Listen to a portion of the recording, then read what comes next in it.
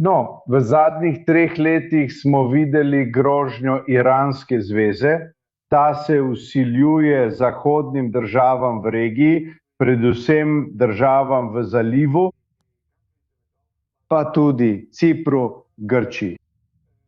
V zadnjih letih smo videli grožnje operativcev Hezbolaha, ki so grozili Grčiji z maščevanjem na grških bazah ali v grških mestih. Tako grška država sprejema vse te ukrepe, da bi se spopadla z vsemi temi grožnjami. In tudi, ko ste omenili, Turčija je prav tako grožnja grški suverenosti, prav tako glede napetosti, ki so se stopnjevale in gospod Erdoganove grožnje z napadom na Izrael, napad na Jeruzalem, napad na Libanon. Grčija mora spopasti z vsemi temi grožnjami. In se usklajuje z podjetjem Rafael, podjetjem v Izraelu in tudi z izraelsko letalsko vesoljsko industrijo, da skupaj s temi partnerji zgradijo infrastrukturo zračnega prostora.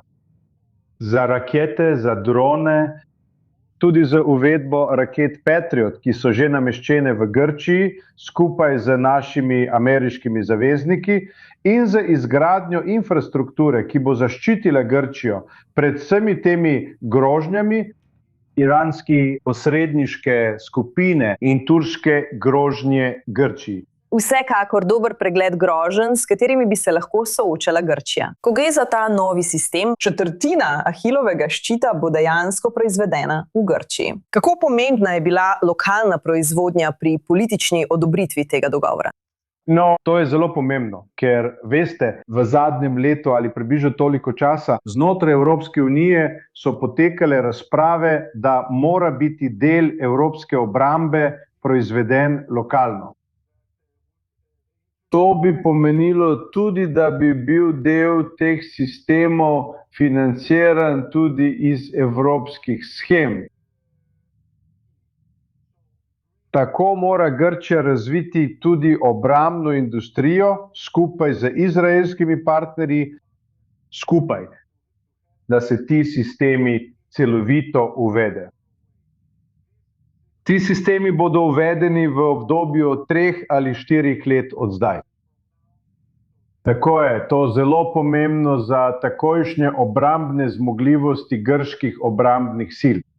In kaj to nasplošno pove o vse tesnejšem odnosu med Izraelom in Grčijo na področju obrambe in energije? Če iz enačbe odstranimo Turčijo kot nekakšnega skupnega sovražnika, če hočete, kako trdno je to partnerstvo med Izraelom in Grčijo?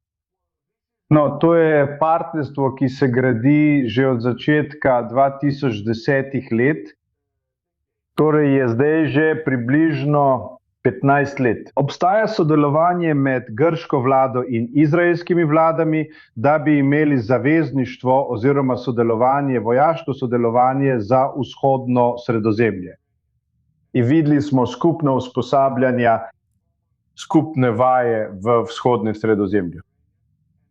In grška vlada si zelo prizadeva podpreti načrt, ki bi v grško obrambno doktrino vključil tudi izraelske obrambne sile.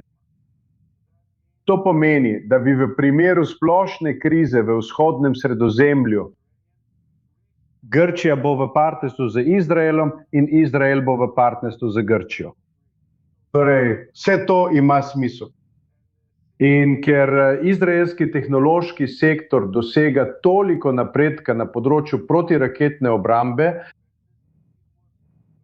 je bilo smiselno, da so ta posel dali izraelski industriji.